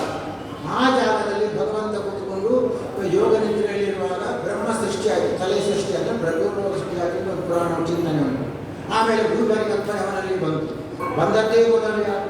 ಮಧುಕೈಟ ಅಹಂಕಾರ ಮತ್ತು ಕ್ರೋಧ ಅದು ಹಿಡ್ಕೊಂಡು ಬಂದಿದೆ. ನಮ್ಮನ್ನು ಹುಟ್ಟುವಾಗಲೇ ಬಂದು ಮಗು ಕೈಕಾಲು ಹೊಡಿತದೆ, ಕೂಡಿರ್ತದೆ, ಸಿಟ್ಟು ಬಂದರೆ ತಾಯಿ ಓದಿತದೆ. ಹೀಗೆ ಅದನ್ನು ಹೇಳಿಕೊಂಡು ಬುದ್ಧಿ ಹತ್ತಿದ್ರೆ ಬ್ಯಾಂಕ್ ಬರ್ತದೆ, ಆಫೀಸಿಗೆ ಹೋಗ್ತಾರೆ, ಆ ತಾಯಿ ಹಾಕಿರ್ತಾಳೆ, ಗೊತ್ತಿಲ್ಲ ಕೆಲಸದವರದ್ದು ಬೀಸ್ತಾಳೆ. ಅದರಲ್ಲಿ ಅವರು ಸ್ವಲ್ಪ ಮಗುವಿಗೆ ಇಟ್ಟು ಅವಳ ಮಗುವಿಗೆ ಇಟ್ಟುಕೊಳ್ಬೇಡ, ಆ ಮಗುವಿಗೂ ಬೀಸಿ ಸಣ್ಣ ಮಗುವಿಗೆ ಬೇಬಿ ಕ್ಲಾಸ್ ಕಡೆಯಲ್ಲಿ ಆಯಿತು. ಬೇಬಿ ಶಿಫ್ಟಿಂಗಲ್ಲಿ ಮಗುವನ್ನು ಕಲಿಸಿದ್ದಾರೆ. ಇದರಿಂದ 3 ತಿಂಗಳು 4 ತಿಂಗಳು 6 ತಿಂಗಳ ಲೆಕ್ಕೊಂಡು ಆ ಮಗು ಯಾವಾಗ ಬಂದರೂ ಮನೆಯಲ್ಲಿ ಬಾಳೆ ತಿಂದು ಒಣಗಿದ್ರೆ ಬಿಟ್ಟುಕೊಳ್ಳುವುದು. ಡಾಕ್ಟರ್ ಹೇಳ್ತಾರೆ, ನೀವು ಯಾಕೆ ಮಗುವಿಗೆ ಫುಡ್ ಕೊಡೋದಿಲ್ಲ ಅಂತ. ಫುಡ್ ಕೊಡ್ತೇವೆ ನಾವು, ಅವರು ದನದ ಹಾಲೇ ಕೊಡ್ತಾರೆ. ಆ ಮನೆಯವರು ಹಚ್ಚಿಕೊಂಡಂಥ ಮನೆಯವರು ಕೊಟ್ಟದ್ದು ಪುಡಿ ಹಾಲು. ಕಡೆಗೆ ಡಾಕ್ಟರ್ ಟೆಸ್ಟ್ ಮಾಡಿ ಬ್ಲಡ್ ಟೆಸ್ಟ್ ಮಾಡಿ ಹೇಳ್ತಿದ್ದಾರೆ ಇದು ಹಾಲಲ್ಲ. ಮತ್ತೆ ನೋಡುವಾಗ ಅಲ್ಲಿ ಮಾತಾಡಿ ಕೇಳಿದರೆ ಅವರು ಅದು ದನದ ಹಾಲು ಸಿಗಲಿಲ್ಲ, ಅದಕ್ಕೆ ದಿವಸ ನಾವು ಪೌಡ್ರ್ ಹುಡುಕೊಂಡು ಬಿಟ್ಟು ಬೇಡ ತಗೊಂಡು ಪುನಃ ಆಸ್ಪತ್ರೆ ನಡೆಸೋದು ಒಂದು ಮನೆಯಲ್ಲಿ ಕೂಗಿದ್ದಾರೆ. ಅದಕ್ಕೆ ನಾನು ನಿಮಗೆ ಮಾಡಲಿಕ್ಕೆ ಆಗುವುದಿಲ್ಲ, ಮಾಡಿ ಆಯುಷ್ ಹೋಮ ಅಂತ ಮಕ್ಕಳಿಗೆ ಮಾಡುವಂಥದ್ದು ಆಯುಷ್ ಉಂಟು. ಅದನ್ನು ಮಾಡಿ ಒಂದು ತಿಂಗಳಲ್ಲಿ 1 ವರ್ಷಕ್ಕೊಂದು ಸುಮ್ಮನೆ ಬರ್ತ್ಡೇ ಹೋಟ್ಲಲ್ಲಿ ಹೋಗಿ ತಿಂದು ಇದ್ದದ್ದನ್ನು ಬೇಡದ್ದು ಮನೆಗೆ ತರುವುದಕ್ಕಿಂತ ಆಯುಷ್ಯ ಹೋಮ ಮಾಡಿ ಮನೆಯಲ್ಲಿ ಹಾಲು ಬಿಟ್ಟರೆ ಸಾಕು ನಡೆದಿದ್ದು. ಅದರಿಂದ ವಿಷ್ಣು ಮಾಯೇತಿ ಶಬ್ದ ಇದೆಲ್ಲ ಮಾಯ ವಿಷ್ಣು. ನಾವೆಲ್ಲ ಒಂದು ಕಾಲದಲ್ಲಿ 33 ಕೋಟಿ ದೇವತೆಗಳ ಪ್ರತಿನಿಧಿ ಆಗಿದ್ದೇವೆ. ಕಾಲಧರ್ಮದಲ್ಲಿ ಕಾಲಾಂತರಕ್ಕೆ ಹೋಗ್ತಾ ಹೋಗ್ತಾ ಹೋಗ್ತಾ ರಾಮಾಯಣ ಹೇಳಿದ್ರು ಅವರೆಲ್ಲ ದೇವತೆಗಳೇ ಅಂತ. ಬಾಲಿ ಬುದ್ಧಿವರಿಗೆಲ್ಲ ಒಂದೊಂದು ಹೆಸರುಗಳು ಪೂರ್ವ ಸ್ಮೃತಿ ಇದೆ. ಮತ್ತು ರಾವಣ ಕುಂಭಕರ್ಣ ಶಿಶುಪಾಲ ಇವರೆಲ್ಲ ದೇವತೆಗಳ ಅಂಶಗಳು. ಯಾಕಂದರೆ ದ್ವಾರಕಾಂತರಿದ್ದವರು ಅರ್ಥ. ಅವರಿಗೆ ಶಾಪದಲ್ಲಿ ಬಂದ ಬ್ರಹ್ಮಶಾಪ ಪರಿಹಾರಕ್ಕೆ ಅವರು ಭೂಮಿಯಲ್ಲಿ ಹೋಗಿ ದೇವರು ಕೇಳ್ತಾರಂತೆ 7 ಜನ್ಮ ಲೆಕ್ಕ ಒಳ್ಳೆಯ ಧರ್ಮಿಷ್ಠನಾಗಿ ಇಲ್ಲಂದರೆ 3 ಜನ್ಮ ನನ್ನ ವಿರೋಧಿಯಾಗಿ ಬರುತ್ತಿಲ್ಲ, ಅದು ನಾನೇ ಬರ್ತೇನೆ ಸಂಹಾರ ಮಾಡಿ ಅದು ಆಗುವುದು ಹೇಳಿದ್ರೆ ಅಂದರೆ ದೇವರಿಗೆ ಬೇಗ ಬರಬೇಕು ಅಂತ.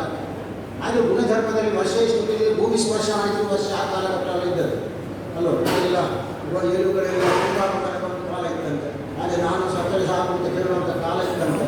ಅದೇ ಗಡ್ಡೆಲ್ಲ ಒಣಗಿ ಸಾಕುವಂಥ ಕಾಲ. ಇವತ್ತು ಅಂಬರ್ಗಳು ಹೂವ ಮಾರ್ಕೆಟ್ಗೆ ವಾಪಸ್ ಬರ್ತೇನೆ ಗೊತ್ತಿಲ್ಲದ ಕಾಲದಲ್ಲಿ ನಾನು ಸತ್ಯ ಇದೆಲ್ಲ ನನಗೆ ಗೊತ್ತಿದ್ದದ್ದು. ಸುಮ್ಮನೆ ಸ್ಮರಣೆ ಮಾಡಿದೆ, ಭಗವಂತನ ನಾಮಸ್ಮರಣೆ ಮಾಡಿದರೆ ಸ್ಮರಣ ಮಾತ್ರ ಜನ್ಮ ಸಂಸಾರ ಈ ಮುಚ್ಚದೆ ಪಾಪ ಕರ್ಮಗಳ ಪರಿಹಾರ ಮಾಡಿದ್ದು ನಾರಾಯಣ ದೇವರನ್ನು ಸ್ಮರಣೆ ಮಾಡಿದ್ದ. ಇದನ್ನು ನನ್ನ ಅನುಭವದಲ್ಲಿ ಹೇಳ್ತೇನೆ. ನಮ್ಮಲ್ಲಿ ಜ್ಯೋತಿಷ್ಯ ಎಲ್ಲ ವಿಚಾರಿಸಿ ತುಂಬ ಜನ ಬರ್ತಾರೆ. ಒಂದರಲ್ಲಿ ನಾನು ಮೊದಲು ನಮ್ಮ ಹತ್ರ ಬರಬೇಕು ಅಂತಂದರೆ ಇವತ್ತಿನಿಂದ 47 ದಿವಸ ದಿವಸ ಬೆಳಿಗ್ಗೆ 6 ಗಂಟೆ ಅಥವಾ 5 ಎದ್ದುಕೊಂಡು ಸೂರ್ಯೋದಯ ದೀಪ ದೀಪ ಹಚ್ಚಿ ಕೂತ್ಕೊಂಡು ವಿಷ್ಣು ಸಹಸ್ರನಾಮ ಕೇಳಿ. ಮೊಬೈಲಲ್ಲಿ ಸುಬ್ಬುಲಕ್ಷ್ಮಿ ಆಗ ಸರಿಲ್ಲ, ಸುಬ್ಬುಲಕ್ಷ್ಮಿ ಬರ್ತಾರೆ, ಅದನ್ನು ಕೇಳಿ 20 ನಿಮಿಷ ಮಾತ್ರ ನನಗೆ ಇಡಿ ತಾಯಿ ಎಲ್ಲ ಮನೆಯವರು ಕೂತ್ಕೊಳ್ಳಿ ಕೇಳಿ. ಇವತ್ತು ಹೇಳಿದರೆ ನನ್ನ ಲೆಕ್ಕದಲ್ಲಿ 100ಕ್ಕೆ 98 ಜನ ನನ್ನ ವಾಪಸ್ ಬಂದಿದ್ದಾರೆ, ಒಳ್ಳೆಯದಾಗಿದ್ದೇವೆ. ಅದನ್ನು ಕೆಲವು ಭಾರತದಲ್ಲಿ 208 ದಿವಸ ಹೇಳಿದ್ದೆ. ನಿಮಗೆ ದೇವರನ್ನು ಸ್ಪರ್ಶ ಮಾಡಿದ್ರೆ ಮಾತ್ರ ನನ್ನ ಕೆಲಸ, ನೀವು ದೇವರನ್ನು ನೀವು ಸ್ಪರ್ಶ ಮಾಡಿ, ಅದು ತನ್ನಷ್ಟಕ್ಕೆ ನಿಮಗೆ ಬೇಕು ಅಂತ ಆಗ್ತದೆ. ಆಗ ನಾನು ಸರಿ ಮಾಡ್ತೀನಿ ನಿಮಗೆ ಅಂತ ಹೇಳ್ತೇನೆ. ನನಗೆ ಅಷ್ಟು ಮಾನಸಿಕವಾಗಿ ಹೀನತೆ ಇರುವಂಥ ಕಾಲಘಟ್ಟಗಳು ಕೃಷ್ಣಿ ಪಾಪಕರ್ಮ ಎತ್ತುಗಳು ಇಡೀ ವಂಶಕ್ಕೆ ಬರ್ತದೆ. ಆದ್ದರಿಂದ ಕಾಲಘಟ್ಟಗಳಲ್ಲಿ ಬದುಕ್ತಾ ಇದ್ದೇವೆ. ಆದರೂ ಕೂಡ ನಾಮಸ್ಮರಣೆ ಎಲ್ಲ ನಿಮ್ಮ ಮನೆಯಲ್ಲಿ ಬೆಳಿಗ್ಗಿನ ಹೊತ್ತು ನಾನು ಹೇಳಿದಷ್ಟು ಇಲ್ಲದೆ ನೀವು ಕೇಳಿ, ನೀವು 4 ಜನಕ್ಕೆ ಹೇಳಿ. ಬೆಳಗ್ಗಿನ ಹೊತ್ತಿನಲ್ಲಿ ಮನೆಯಲ್ಲಿ 22 ನಿಮಿಷ ಬರ್ತದೆ. ಶುಕ್ಲಾಂಬರನ್ನು ಶುರು ಮಾಡಿದರೆ ಕೊನೆಗೆ ರಾಮ ಆಯ್ತಲ್ಲ. ಆ ರಾಮನ ಪುಣ್ಯ ಸ್ಮರಣೆ ಆದರೂ ಕೂಡ ಇವತ್ತು 50ನೇ ರಾಮನ ಪುನರ್ಜನ್ಮ ಆಗ್ತದೆ ಅಂತ ರೀತಿಯ ಒಂದು ವೈಭೋಗ ಮಾಡಿದಂಥ ಈ ಕೃಷಿ ಪರಂಪರೆಗೆ ಬಂದಂಥ ಒಂದು ಧರ್ಮ ಇವೆಲ್ಲ ನಡೀತದೆ. ಆದ್ದರಿಂದ ಇವತ್ತಿಗೂ ನಮಗೆ ಒಂದರಕ್ಕೆ ಒಂದು ದಿವಸ ದೇವರನ್ನು ಉಳಿಸಾನಿಂದ ಸತ್ಯ ಉಂಟು. ಆ ಸತ್ಯ ನಮ್ಮೆಲ್ಲರಿಗೂ ಸಿದ್ಧಿಯಾಗಲಿ. ನಂತರ ಈ ಕ್ಷೇತ್ರದಲ್ಲಿ ಆ ವಿಷ್ಣು ವಾಪಸ್ ಹೋಗಲಿಕ್ಕೆ ಬೇಕಲ್ಲ, ದಾರಿ ಬೇಕಲ್ವ. ಆ ದಾರಿ ಕೃಷ್ಣ ಮಂದಿರದ ದಾರಿಗೆ ಒಳಗೆ ಬಂದು ಅವರನ್ನು ಕಲಿಸಿ ವಾಪಸ್ ಮನೆಗೆ 2 ಒಳ್ಳೆ ಇಟ್ಟುಕೊಂಡು ಹೋದರೆ ಅದಷ್ಟು ಪುಣ್ಯ ಕೆಲಸ ಖಂಡಿತ ಆಗುವುದಿಲ್ಲ. ಆದ್ದರಿಂದ ಅಂಥ ಕೆಲಸ ಇನ್ನಷ್ಟು ಬೆಳೀಲಿ. ಮತ್ತು ಇದೆಲ್ಲ ಘೋಷ ಎಲ್ಲ ಉಂಟು, ಗೋದ ವಿಷಯ ಉಂಟು. ಮುಳುಗಿ ಸ್ನಾನ ನಾನು ತುಂಬ ಜನ ಹೇಳ್ತೀನಿ, ಮುಳುಗಿ ಸ್ನಾನ ಮತ್ತು ಇನ್ನೆಂದೇ ಬೇಕು ಮನುಷ್ಯನಿಗೆ ಜೀವನದಲ್ಲಿ ಬೆಳೆಗೆ ಬೇಕಾದ ಹುಟ್ಟುವಾಗುವಂಥ ಅಡಿಯಲ್ಲಿ ನಾಳೆ ಇಟ್ಟು ಪ್ಲಾಸ್ಟಿಕ್ ಸಾಯುವಾಗ ಇಟ್ಟಿದ್ದೆ. ಈಗ ಟ್ರೇ ಆಸ್ಪತ್ರೆ ಬ್ಯಾಂಕಲ್ಲಿ ಟ್ರೇ ಅದಕ್ಕೆ ಸಹ ಬಿಲ್ಡಿಂಗ್ ಸಮೇತ ಇಲ್ಲ. ಇಲ್ಲಿಯ ಪರಿಸ್ಥಿತಿಯಲ್ಲಿ ನಾವಿದ್ದೇವೆ. ಅದು ಆಗಬಾರ್ದು. ಏನಾದರೂ ಸಂಸ್ಕಾರ ಉಳಿಬೇಕು ಅಂತ ಉಳಿಸಿ ತೆಗೆದುಕೊಂಡು ಇನ್ನಷ್ಟು ಹಿಂದಿನ 25 ವರ್ಷದ ಪೂರ್ವದಲ್ಲಿ ಅವರಿಗೆ ಸಾಧನೆ ಮಾಡಿಕೊಂಡಂಥ ವ್ಯವಸ್ಥೆ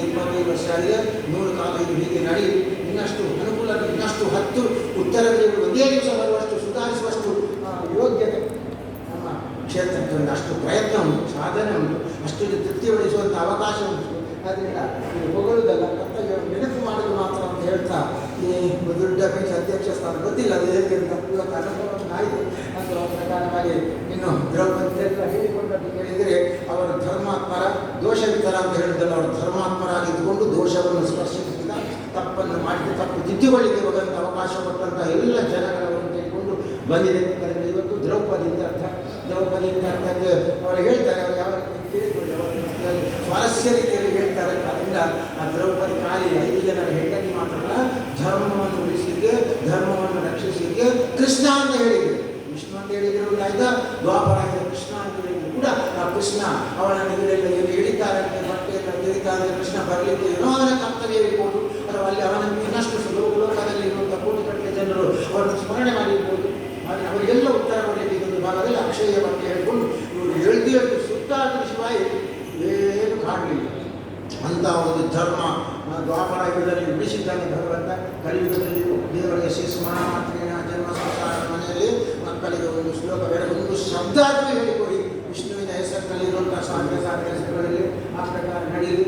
ನನಗೆ ಖುಷಿ ಅಂತ ಕೇಳಿದರೆ ಇವತ್ತು ಹೇಳಿಕೆ ಬೇಕು, ನಾಳೆ ವಿಷ್ಣು ಸಹಸ್ರನಾಮ ಯಾಗ ಉಂಟು ಮಧ್ಯಾಹ್ನ ಹಾಲು ಪಾಯಸದಲ್ಲಿ ಹಾಗೆ ಅವಕಾಶ ಗೊತ್ತಿಲ್ಲ, ಯಾವತ್ತೂ ನನ್ನ ತಿಳ್ಕೊಂಡು ಗೊತ್ತಿಲ್ಲ. ಏನಾದರೂ ಆ ವಿಷ್ಣುವಿನ ಪರಮಾತ್ಮನ ಕೃಪಾ ಕಟಾಕ್ಷ ಎಲ್ಲರಿಗೂ ಇದ್ರೆ ಮಾತ್ರ ಜೀವನ ಅಂತ ಇರುವಂಥದ್ದು. ಅಂಥ ಜೀವನ ನಮ್ಮ ಬ್ರಾಹ್ಮಣ ಎಲ್ಲರಿಗೂ ಲೋಕಕ್ಕೆ ನಾವು ಒಬ್ಬರಿಗೆ ಅಂತ ಹೇಳಿ ಕಾಣುವುದಿಲ್ಲ. ಬ್ರಾಹ್ಮಣ ಸಂಕಲ್ಪ ಮಾಡಿ ಹೇಳುವುದು ಸ್ವಸ್ತಿ ಪ್ರಜಾಪತಿ ಪರಿಪಾಲನೆಯಿಂದ ನ್ಯಾಯೇನ ಮಾರ್ಗೇಣ ನಿರ್ಮೇಶ ಗೋ ಬ್ರಾಹ್ಮಣ ಲೋಕಾಸಂತ ಸುಖಿನ ಬಂದು ಯಾರಾದರೂ ಹೇಳುತ್ತಿದ್ದೆ ಬ್ರಾಹ್ಮಣರು ಮಕ್ಕಳು ಬುದ್ಧಿ ಇಲ್ಲದ ಮಕ್ಕಳು ಬುದ್ಧಿ ಇಲ್ಲದೆ ಹೇಳ್ಬೋದು, ಪ್ರಾಯದವರು ಹೇಳ್ಬೋದು, ಬ್ರಹ್ಮದವರು ಹೇಳ್ಬೋದು, ನಮ್ಮೆಲ್ಲ ಹಾಗೆ ಅದನ್ನು ಚಿಂತನೆ ಮಾಡಿದರೆ ನಮ್ಮಷ್ಟು ಸ್ವಾರ್ಥರಹಿತವಾದ ಬ್ರಾಹ್ಮಣ ಜನ್ಮ ಅಂತ ಯಾವುದಿಲ್ಲ. ಆದರೆ ನಾವು ಪಾಪಿಗಳೊಟ್ಟಿಗೆ ಸೇರಿಕೊಂಡು ಎಳ್ಳು ಖರ್ಚು ಹೋಗ್ತಾ ಇದ್ದೇವೆ. ಧರ್ಮ ಉಳಿಬೇಕು, ಆ ಎಳ್ಳು ಎಲ್ಲದಕ್ಕೂ ಬೇಕು, ಸಪ್ತಾಹ ಕರ್ಕೊಂಡು ಹೋಗಲಿಕ್ಕೆ ಎಳ್ಳು ಬೇಕಾಗಿಲ್ಲ. ಆ ರೀತಿಯ ಜೀವನ ನಮ್ಮದಾಗಲಿ, ಧನ್ಯದ ನಮಗೆ ಬರಲಿ, ಬ್ರಾಹ್ಮಣ ಜನ್ಮ ಸಾರ್ಥಕವಾಗಲಿ. ಇನ್ನಷ್ಟು ಮಕ್ಕಳಿಗೆ ಉಪದೇಶ ಕೊಡ್ತಾ ನಮ್ಮ ಜೀವನ ನಮ್ಮ ವಂಶ ಬೆಳಗುವಂಥ ದೇವರ ಅನುಗ್ರಹ ನಡೆಸಿ ಅಂತ ಧನ್ಯವಾದಗಳು.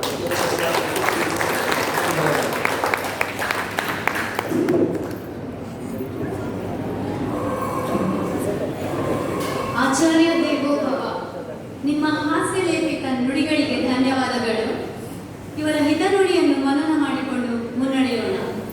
ಇಂದಿನ ಉಪನ್ಯಾಸಕಾರರಾದ ವೇದಮೂರ್ತಿ ವಾದಿರಾಜ್ ಉಪಾಧ್ಯಾಯ ಬಳಿಕಾಡಿ ಅವರ ಪರಿಚಯ.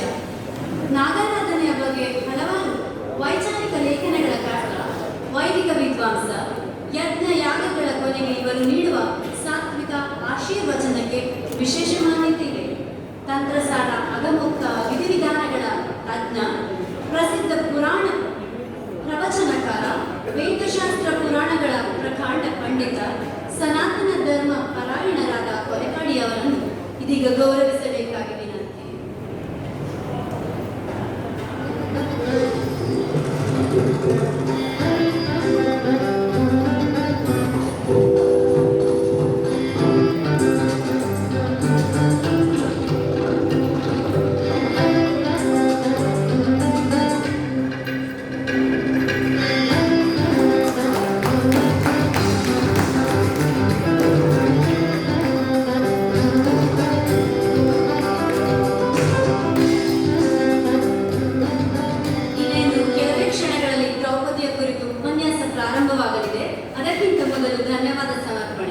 ಧನ್ಯವಾದ ಬರೀ ಬಾಯಿ ಮಾತಲ್ಲ, ಹೃದಯದ ನಿವೇದನೆ ನಡೆಸಿಕೊಡಲಿದ್ದಾರೆ ಶ್ರೀ ವಾದಿರಾಜ್ ಆಚಾರ್ಯ.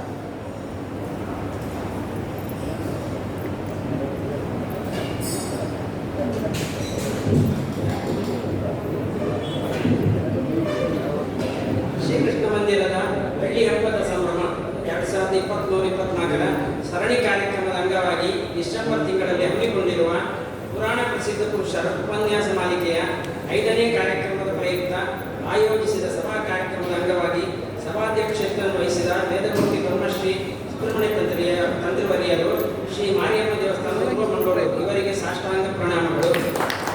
ಮುಖ್ಯ ಅತಿಥಿಗಳಾಗಿ ಉಪಸ್ಥಿತರಿದ್ದ ಕರ್ನಾಟಕ ಕಲಾ ಶ್ರೀ ಗುರು ವಿದುಷಿ ಶ್ರೀಮತಿ ಕೋಲಾರ ನಾಟ್ಯಾಲಯ ವಿದ್ಯಾಸಂಸ್ಥೆ ಉಪಮಂಗಳೂರು ಇವರಿಗೆ ಧನ್ಯವಾದಗಳು.